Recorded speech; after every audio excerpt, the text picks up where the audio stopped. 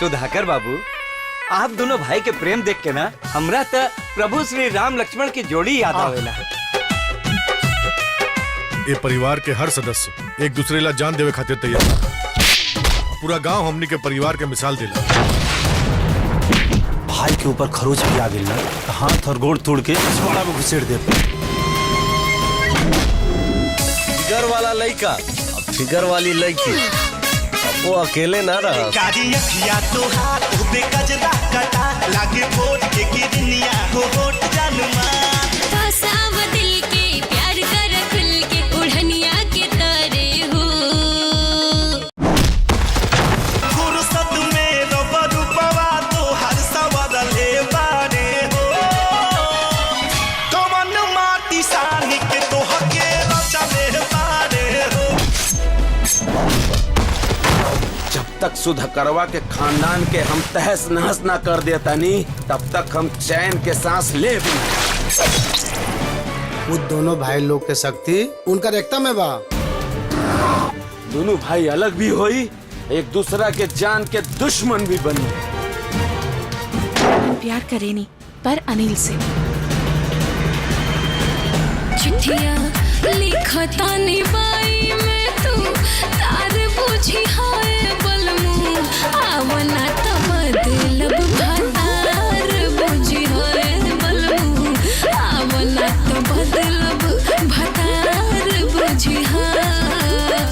गाड़ी गहना सब मिला के पापा जी करीब 20 लाख के आसपास आवता। अपन गांव में कितना जमीन हुई? करीब करीब यही कोई 16 बीघा। वो में से 4 बीघा अगर हमनी के निकाल देता नहीं जा, करीब 20 लाख के आसपास हो जाए। सवाल 4 बीघा का ना, ये तो बंटवारा का शुरुआत है। गाड़ी घोड़ा पे चढ़े के पैसा बा वो लोग के पास, और बेटी के ब्याह करे के पैसा नहीं खे। जमीन के पलनी पोसली हमने और हिस्सा ले आई है वो। अरे जब औकात ना रहे तो काहे इतना महंगा बियाह तय के लिए अपना बहन के? तमीज से बात करा रहे। हमार दिल और जान तुहरा पास है, ऐसे कि हमर जान तू हो। चांद कहीं गर हम तोहरा के ई दिलवा ना मानेला। तोहरा से सोनर केहू नइखे, देखते प्रीतिया जागेला। दूर भर के भी हिस्सा नहीं खे रहुआ लोगन के ई घर में। के एक एक टुकड़ा के बंटवारा हुई। बहुत ऐसमौज हो हमरा जमीन पर। जेकर डोली उठावे खातिर रहुआ आग लगैले बानी, वही आग से ओकर चिता जराई बाप।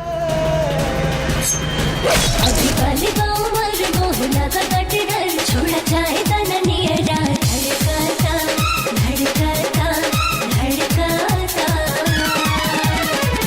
जब जोबन से उड़नी सब कहता, तब भीतर से मन हमर बहकाता।